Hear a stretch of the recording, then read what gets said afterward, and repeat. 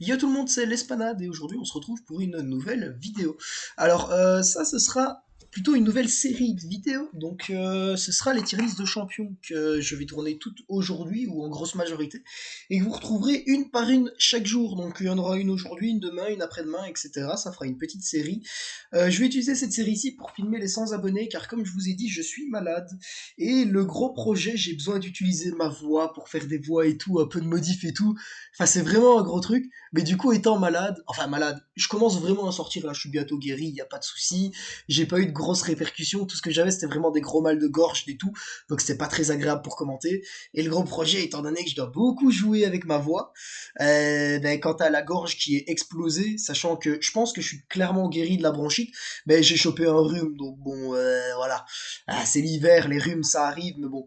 En bref, je suis pas du tout en état de faire le gros projet pour les 100 abonnés. Par contre, la tier list, je trouve que c'est un petit truc pour fêter les 100 abonnés. 2 semaines en retard. Ouais, merci la maladie. Mais on les fête quand même. Hein. On fête les petits 100 abonnés. Merci à tous pour le soutien que vous apportez à cette chaîne. Et du coup, je vous mettrai cette introduction au début de chacune des 6 vidéos. Ce sera à chaque fois la même. Donc je vous invite à la passer si vous avez déjà regardé la vidéo précédente. Donc une tier liste de champions qui est ma vision de la chose. Donc on va avoir les officiers généraux. Les officiers généraux, qu'est-ce que c'est?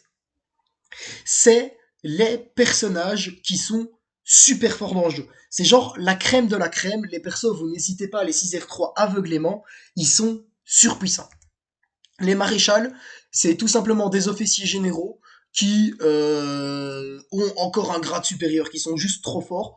Je pense qu'il y en a 8 de maréchaux que je mettrais. Potentiellement un neuvième, mais je mettrai en officier général, c'est un mutant, le potentiel neuvième supplémentaire.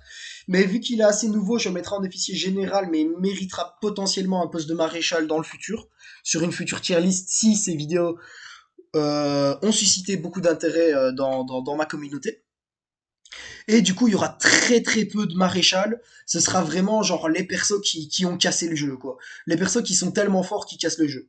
Après, les officiers, c'est les persos qui ont un excellent kit, mais qui manquent une très légère subtilité pour pouvoir être officiers généraux. Donc c'est des persos, encore une fois, que vous pouvez 6R3 quasiment les yeux fermés. Les sous-officiers, c'est les champions qui ont un kit, qui est intéressant, mais il manque quand même quelque chose. Quelque chose de plus imposant.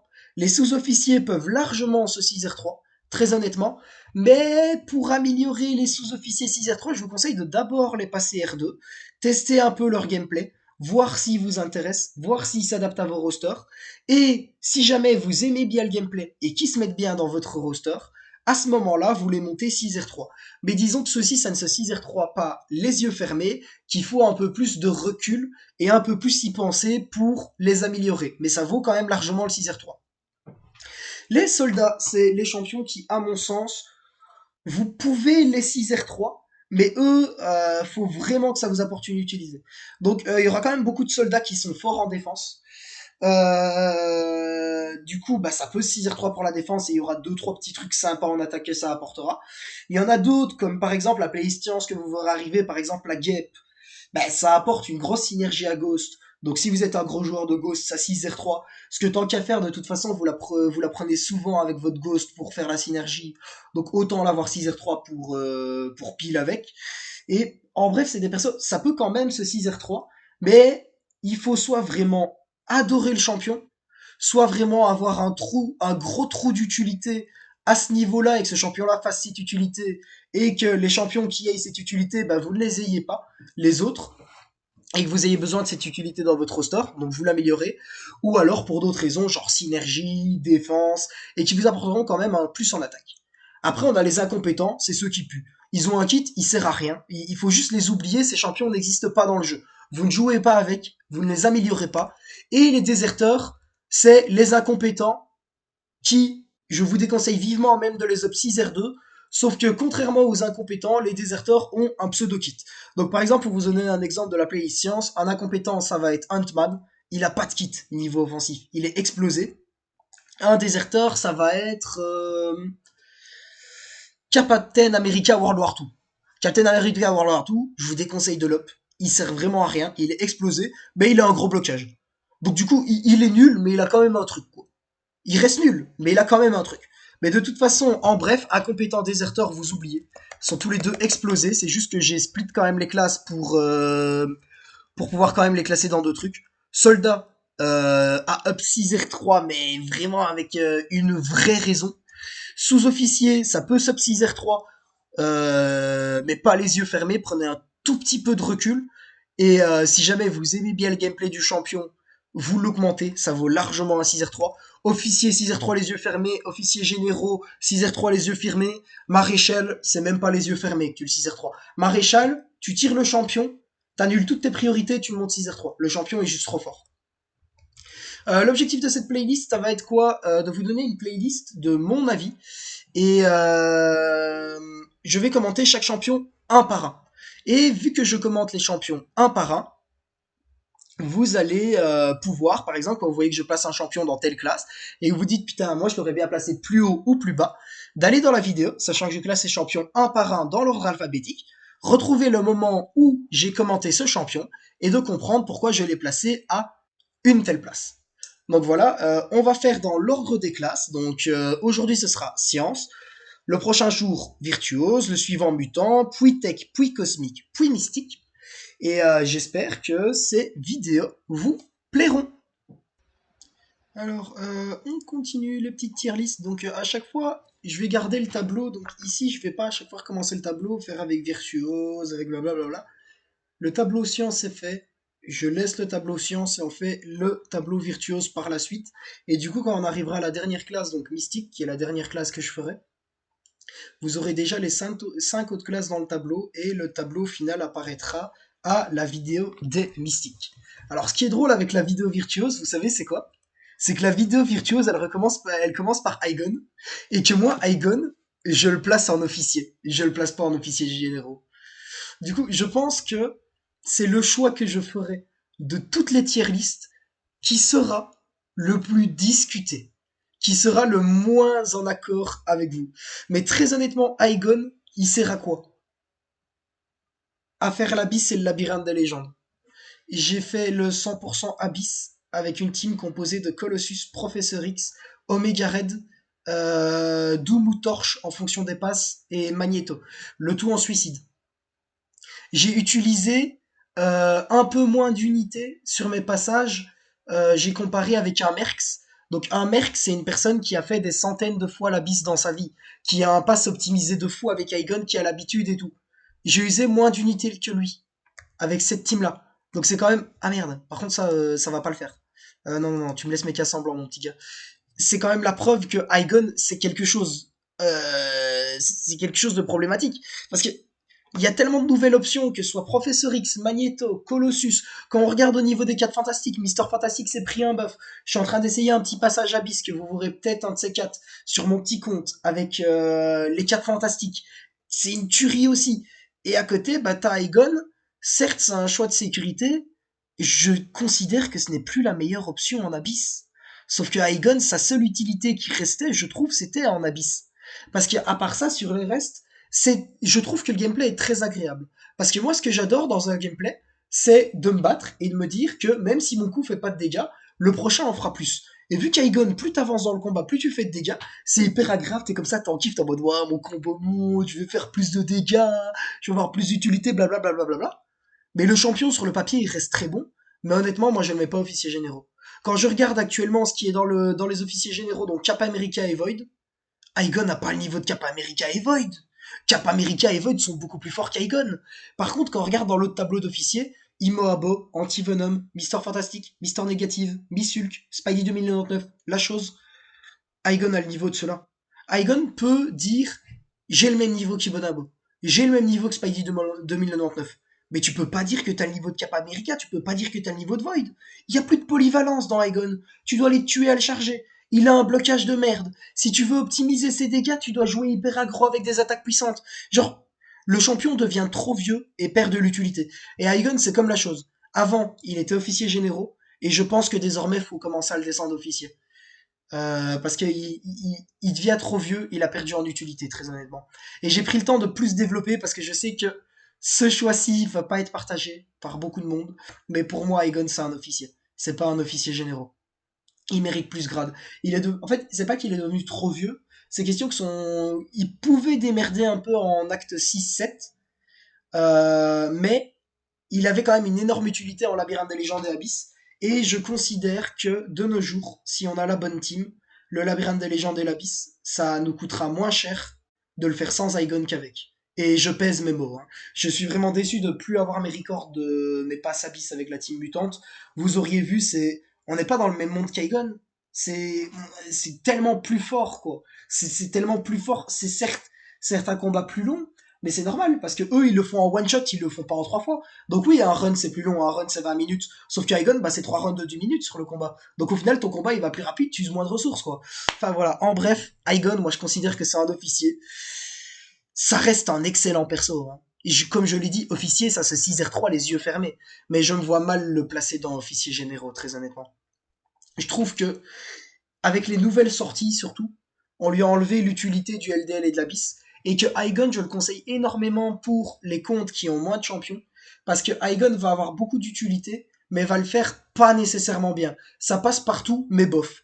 Et du coup, quand on a un compte qui a genre 3, 4, 5, 6, 5R5 ou 6R3 en fonction du compte qu'on a, Aegon est très intéressant, parce que l'utilité d'Aegon, c'est qu'il va pouvoir passer dans plein de situations, mais bof. Du coup, quand tu commences à avoir 20 champions, tu n'utilises plus Aegon, parce que tu auras à chaque fois un champion qui fera beaucoup mieux ce que Aegon faisait sur le combat où tu l'aurais pris. Mais si t'en as que 5-6, bah, t'as des gros trous d'utilité un peu partout que Aegon peut combler. Donc pour un petit compte, c'est hyper intéressant Aegon. Et pour un plus gros compte, ça reste quand même super cool. Et je kiffe trop le gameplay. Je kiffe trop le gameplay de me dire, plus j'avance dans le combat, plus je fais de dégâts. Ça, c'est trop agréable. Vous voyez, c'est super Aegon. Mais je peux pas le mettre officier généraux. Je considère que ce n'est plus un officier généraux Aegon. On continue. Agent Venom. Déserteur. Hop, ça dégage. Celui-là, on va pas négocier longtemps, hein. Il pue. Va falloir que je modifie ça partout. Non. Putain, va falloir que je modifie les cases vertes partout. Ça va me saouler. Déserteur, il pue, mais il a un pseudo kit. Du coup, on peut le mettre là. Black Panther. Civil War. Hop, Civil War. Déserteur. Lui, la même chose, hein. Il est pas ouf, mais il a un pseudo kit. L'autre, Black Panther, mais classique. J'hésite entre sous-officier ou soldat. Je pense le mettre en sous-officier.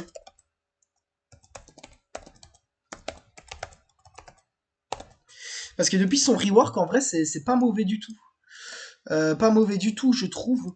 Après, il manque quand même d'énormes choses à son kit, mais je trouve que ça a quand même bien amélioré son kit et qu'il mérite un grade de sous-officier Black Panther classique. Très honnêtement. Black Widow, soldat. Black Widow classique soldat, depuis le début du jeu, en vrai, Black Widow, je la trouve un peu sous-cotée. Après, elle est pas surcotée, on doit pas la surcoter non plus, hein. Genre le champion a quand même des dégâts corrects et sympathiques. Donc on peut quand même la mettre en soldat, genre elle a quand même un kit, mais je la mettrai clairement pas sous-officier, genre elle a clairement pas le grade de sous-officier, mais elle est quand même pas mauvaise, hein. Elle a quand même deux trois petits dégâts avec ses spés, et si t'optimises bien ses synergies, ça peut être pas dégueu. Par contre, Black Widow, origine meurtrière, sous-officier. Très bon champion, mais malheureusement, faut jouer en full interception pour optimiser ses dégâts. Elle a pas d'énorme résistance, par contre, elle a vraiment de très très bons dégâts. Je me vois mal la mettre plus haut que sous-officier. Après, ses dégâts sont basés sur les décharges, mais il y a très peu de décharges dans le jeu, donc on s'en fout un peu. Mais je me vois mal la mettre au-dessus de sous-officier, très honnêtement. Parce que son gameplay a besoin de trop d'interceptions, donc faut intercepter à chaque fois pour pouvoir vraiment optimiser les dégâts. Plus, elle a pas une énorme résistance. Donc, sous-officier, elle le mérite largement. Elle a d'énormes dégâts, elle est vraiment super sympa, mais elle mérite pas officier.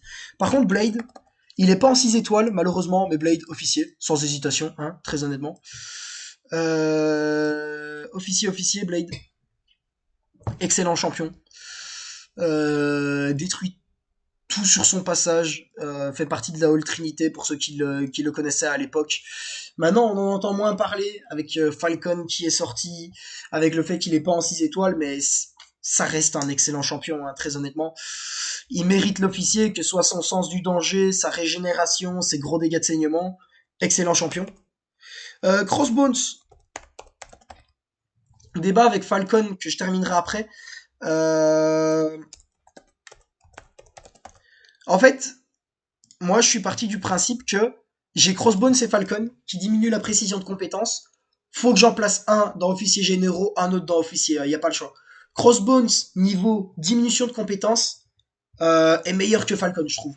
Parce que il va pouvoir la garder plus longtemps une fois qu'elle est setup, puis surtout il a d'énormes dégâts. Mais Falcon a d'autres utilités. Falcon arrive bientôt, donc on en revient là-dessus. Mais je vais en profiter en fait. Hop, Daredevil. Ah oui, mais attendez, en fait j'ai une idée. Au lieu de m'amuser à tout le temps recolorier comme ça, et si je mettais directement du brun? Ouais, voilà, comme ça les met directement en virtuose. Ah, j'aime pas ce brun là. J'ai peur que celui-ci soit un peu trop dark. Mais voilà, comme ça, hop, ça m'optimisera un peu de temps. Daredevil, il pue, il sert à rien, hop. Par contre, pas dans l'incompétent, il est quand même anti-évasion, donc Daredevil dans Déserteur, voilà. Après Daredevil, on a Daredevil Hot Kitchen, la même, depuis son rework, il reste quand même pas ouf du tout, hein, très honnêtement. Mais ça l'a quand même un peu amélioré, il a deux trois utilités. Electra, elle a quand même un mode pour diminuer la précision de compétences, donc on la met là. Hop. Elsa Bloodstone, je la mets en sous-officier. Euh, Pourquoi est-ce que je la mets en sous-officier? Parce que elle a quand même une bonne utilité, hein, je dis pas le contraire. Mais le problème qui va être lié à Elsa Bloodstone, c'est que elle a pas énormément d'utilité, à part sa vague de froid, et que du coup, elle est que là pour faire des dégâts. Et très clairement, niveau champions qui font des dégâts en virtuose, prenez Crossbones, prenez Aegon, prenez Nick Fury, prenez Furtif, prenez On Top, prenez Shang-Chi, prenez. Enfin, il y a énormément de personnes qui font des gros dégâts et qui le font mieux qu'Elsa Bloodstone. Du coup, c'est pour ça que je la mets en sous-officier. Ça reste un très bon champion qui peut se R3, mais je me vois mal la mettre officier honnêtement parce qu'il va y avoir d'autres personnes qui vont être dans officier qui sont un peu dans le même style qu'Elsa mais en mieux. Du coup, tout simplement, je peux pas la mettre dans officier parce que bah il y aura elle mais en mieux. Donc je dois la mettre un grade plus bas. Et c'est un peu aussi la même idée avec Black Widow Origine Meurtrière. Pourquoi elle est sous-officier? Parce que bah le champion est basé sur les gros dégâts et que je considère qu'il y a d'autres champions virtuoses qui font des gros dégâts en mieux. Donc déjà Crossbones, Aegon, même Blade qui sont déjà classés ici dans le tableau. Du coup, on y arrive. Comme je vous disais, je reviens au débat Falcon Crossbones. J'arrive sur un débat. Tous les deux, ils ont la même utilité. Diminution de 100% la précision de compétences adverses. Niveau diminution de la précision de compétences adverses, Crossbones est meilleur que Falcon. La durée est plus longue. Enfin, Falcon, bah, c'est par-ci. Donc tu mets le truc, puis tu l'enlèves, puis tu mets le truc, puis tu l'enlèves, et quand il est pas là, t'attends. Crossbones, tu gagnes 4 furies, tu sais les garder tout le combat, t'as d'énormes dégâts, parce que c'est des furies de malade. Donc niveau diminution de précision de compétences, il est meilleur que Falcon. Sauf que Falcon n'a pas que la diminution de précision de compétences. Il a aussi l'anti-évasion. Et son anti-évasion est excellent. Parce qu'à chaque fois que l'ennemi va s'évader, il va gagner une cruauté sur lui, ce qui va augmenter ses dégâts d'anti-évasion. Et étant donné que Falcon a deux polyvalences, anti-évasion et diminution de précision de compétences, je mets Falcon officier généraux et Crossbones officier. Donc c'est pour ça que j'ai fait le choix Falcon Crossbones. Mais en soi, entre les deux, de toute façon, que vous montiez Falcon ou Crossbones, la plupart du temps, c'est pour la diminution de précision de compétences. À vous de voir lequel vous préférez, très honnêtement. Mais les deux sont très bons. Gwenpool. Gwenpool, champion ultra sous-côté, très honnêtement. Excellent champion, qui a été un peu outclass par Falcon et Crossbones. Parce que ce champion-là, en fait, avec l'éveil, à chaque coup qu'il va mettre, il va diminuer la précision de compétence adverse de 2%. Donc après 50 coups, l'adversaire a à moins 100% de précision de compétence. Donc ouais, Gwenpool, franchement, super fort comme champion, hein, très honnêtement. Après, il manque quand même des gros trucs dans son kit, hein. Elle est sympa, mais elle est pas non plus insane. Et du coup, sympa, mais pas insane, bah c'est du sous-officier. Donc Gwenpool, je la mets sous-officier, sans hésitation. Hawkeye, encore une fois, c'est avant le rework, ce que j'avais déjà dit pour Joe Fixit que je tourne cette vidéo. Et Hawkeye, avant le rework, il mérite le grade de soldat. Son kit est quand même pas dégueu, il a quand même un bon cycle sur son SP1, très honnêtement. Donc il est quand même exploitable, mais voilà, c'est pas ouf non plus. Donc soldat, il le mérite, plus haut, il le mérite pas. Hitmonkey, c'est quand même un bon débat Hitmonkey, est-ce que je mets officier généraux ou officier? Et quand je me fais le débat officier généraux ou officier, je me pose une question. À part bourriner, tu sers à quoi? Et bah au final, Hitmonkey, certes, c'est un des meilleurs bourrins du jeu. Enfin, par bourrin, c'est un des persos avec les plus gros dégâts du jeu. Mais à part ça, il a rien d'autre. Ok. Et je pense que dans les persos avec les plus gros dégâts du jeu, il y aura Ghost, Colo, Hercule, CGR, Hitmonkey. Je pense que c'est les 5 qui, de tête, ont les plus gros dégâts du jeu. D'exploitable et de viable, hein. Me sortez pas Proxima, ouais, Proxima a les plus gros dégâts du jeu, mais bon, tu dois faire ta ta ta ta ta ta, c'est bon, ça dégage, hein. Colo, tu dois rien faire. Tu fais parade, tu tapes, c'est bon. Ghost, tu fais des maths, tu tapes, c'est bon, quoi. Hitmonkey, tu fais MRM, tu tapes, c'est bon. Et Proxima, tu dois faire parade, interception, renverser, blablabla. Les plus gros dégâts du jeu facilement exploitables, ok. Mais contrairement à ses compatriotes qui ont de l'utilité, Hitmonkey, ça s'arrête là. Il a juste des gros dégâts. Du coup, je me vois mal le mettre en officier généraux alors que sa seule utilité, c'est d'avoir des gros dégâts. Et que des gros dégâts, il en a. Ses dégâts sont énormes, mais ça s'arrête là. Jabari. Jabari, en vrai, elle a un gameplay très spécial en attaque, mais elle est vraiment pas mauvaise, très honnêtement. Du coup, je la mets sous-officier. Le perso est quand même sympathique, hein, mais il y a mieux. Il manque deux trois trucs dans son kit, je trouve, mais ça reste quand même solide en attaque, donc je la mets sous-officier sans hésitation. Le suivant, Karnak. Depuis son rework, je trouve son rework vraiment pas ouf. Mais ça lui a quand même donné deux trois petites améliorations, donc je me vois bien le mettre en soldat, mais pas plus haut, hein, franchement. Il lui manque trop de subtilité dans son kit que pour qu'il devienne vraiment utile. Donc soldat, ça me paraît une bonne classe pour Karnak, tout simplement. On arrive à Killmonger. Celui-ci, vous allez pas nécessairement être d'accord avec moi non plus, hein, très honnêtement. Killmonger, trop sous-coté comme perso. Killmonger pour moi c'est officier. Killmonger par contre, il fait partie, il y a deux persos dans le jeu je pense, il y a lui et Nick Fury de tête qui ont besoin de blessures profondes à 5 sur 5. Je pense que le bleed de Killmonger dure, si je dis pas de bêtises, une seconde, mais qui fait quand même plutôt mal. Blessure profonde à 5 sur 5, ça augmente la durée du bleed de 2,5 secondes. Donc ça va augmenter de 250% les dégâts des bleeds de Killmonger. Avec ça, Killmonger, il cheese toutes les lignes des buffs. Tu rajoutes la synergie Void, il est cheese encore plus fort. Il a des très bons dégâts. Il a des saignements très solides. Il a un coup direct, un des coups directs les plus faciles à proc du jeu, qui peut garder tout le combat. Il a le système avec l'éveil pour pouvoir avoir coup direct et réverbération en même temps pour frapper comme un camion. Et si le combat dure un peu longtemps, vous pouvez même mettre un SP3 et recycler plein de blitz sur l'adversaire et lui faire plein de dégâts. Franchement, Killmonger, je trouve que c'est vraiment sous-coté comme champion. Et que c'est vraiment un excellent champion. Donc moi, je le place officier sans hésitation. Kaïd. Ah, désolé pour ce petit cri, mais j'ai une grosse question sur Kaïd. Sous-officier ou officier?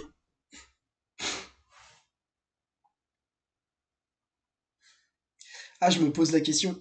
Je pense que je vais placer Kaïd sous-officier, mais sous-officier mitigé. Donc un peu comme quand je vous avais dit Mister Fantastic, Miss Hulk, Spidey 2099, la chose qui était officier, mais qui pouvait avoir une tendance à aller vers officier généraux dans une future tier list. Kaïd la même. Je le mets sous-officier, mais il monterait potentiellement officier dans une future tier list. Très très bon. Perma régénération avec volonté, avec les rages qu'il a sur lui. Et il a 100% de chance de purger les debuffs en synergie Hood.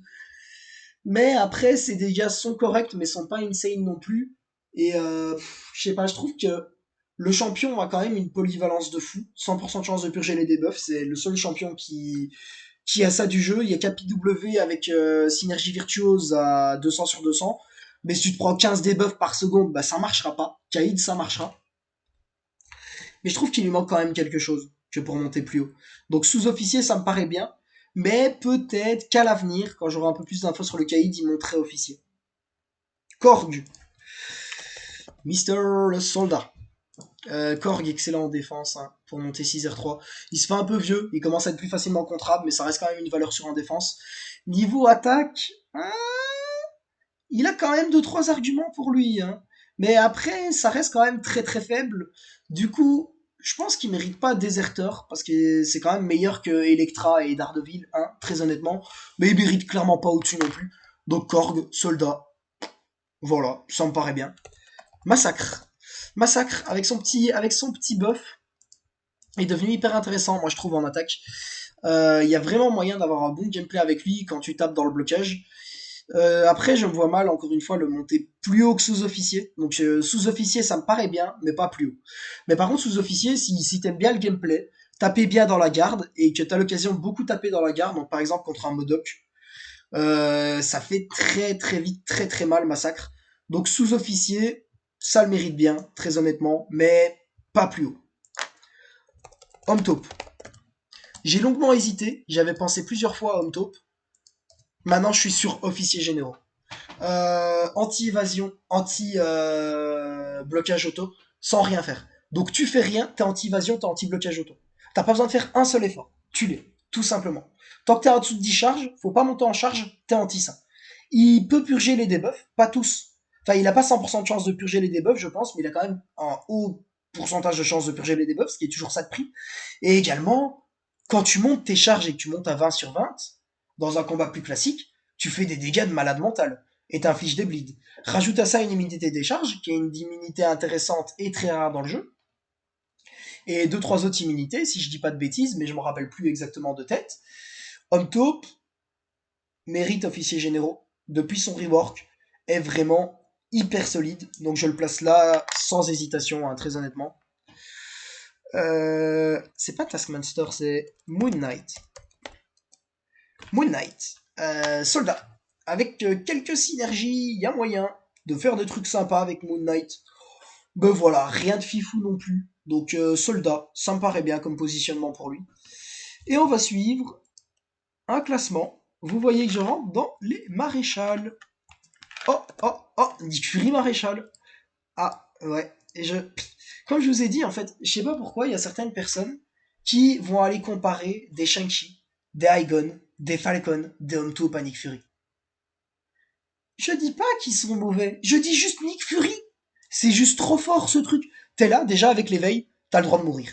T'es là, tu fais un combat, tu te dis, au pire je meurs, et je revis dans une version encore 3 fois plus broken que la version précédente. T'es là, t'affiches des dégâts de bleed. Je, je parle par exemple en QA7.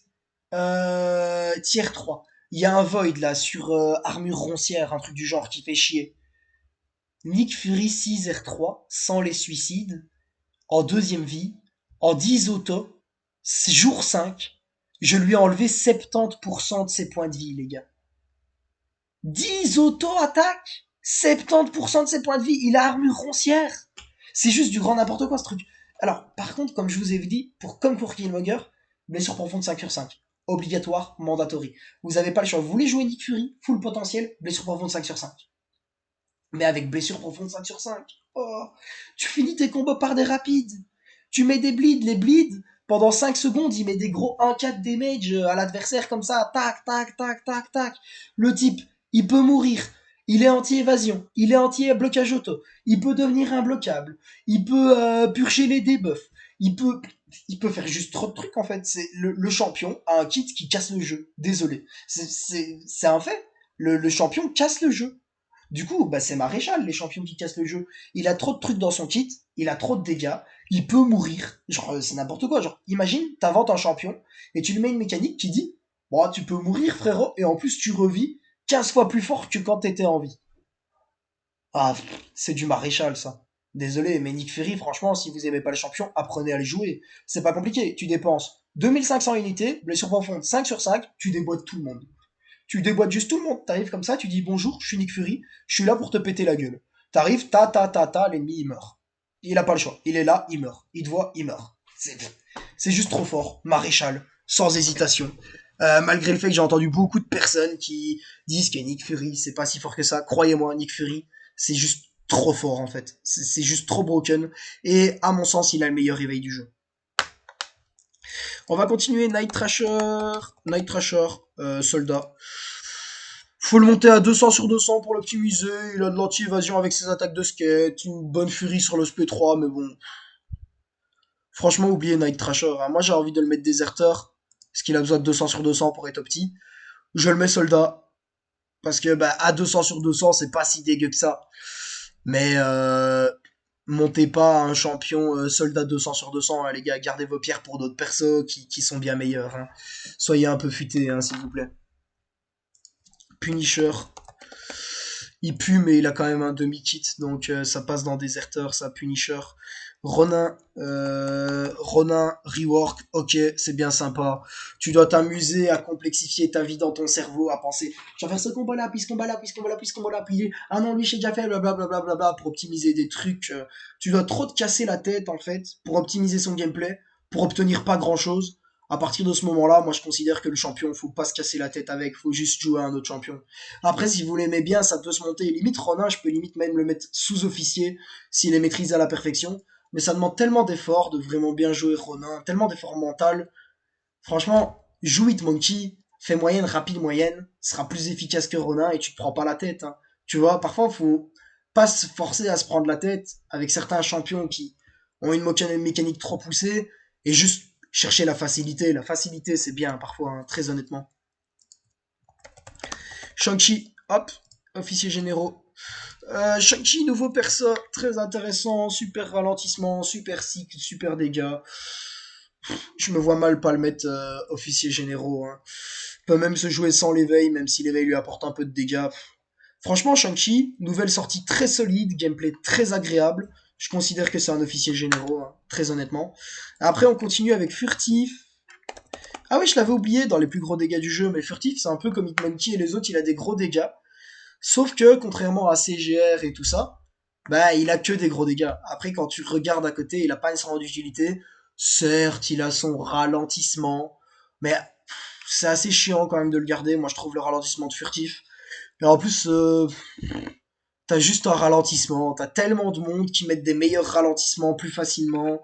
Genre, si c'est pour les évasions Homme-Taupe, Falcon, si c'est ralentissement Shang-Chi, c'est je considère pas nécessairement le ralentissement de furtif comme utilité parce qu'il est trop chiant à placer et t'as tellement d'autres champions qui mettent des trucs, les effets du ralentissement ou un ralentissement plus facilement.